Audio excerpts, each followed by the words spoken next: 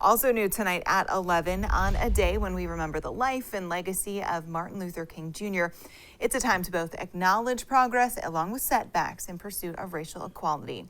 ABC 6 News reporter Daniel Coates joins us live in Providence with more on how local activists are honoring Mr. King. Daniel?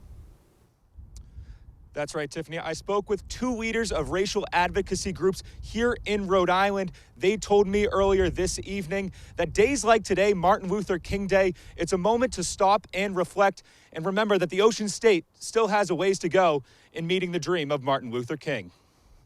A great ally continues to fight for what's right. Leaders of both the Rhode Island Black Lives Matter and Providence NAACP telling me the same racial issues that MLK fought against are still very much present in Rhode Island in 2022.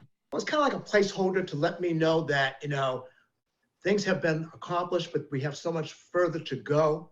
But when you look at the state of education, when you look at housing, when you look at some of the basic issues, we're really not any better off now than we were then.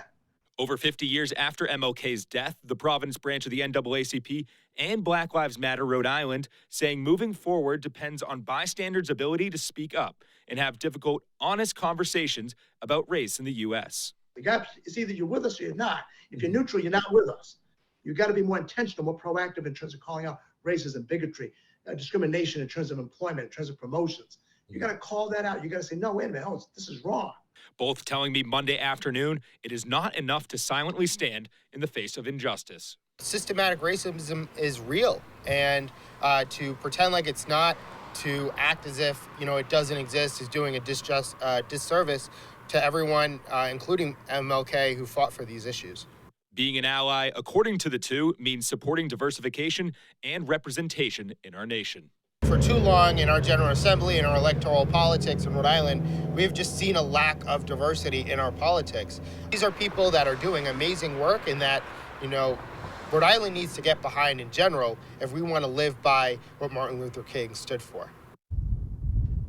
The Providence NAACP, as well as the Black Lives Matter in Providence, continue to fight on the forefronts of healthcare, homelessness, as well as education, and much more. Live in Providence, I'm Daniel Coates, ABC 6 News.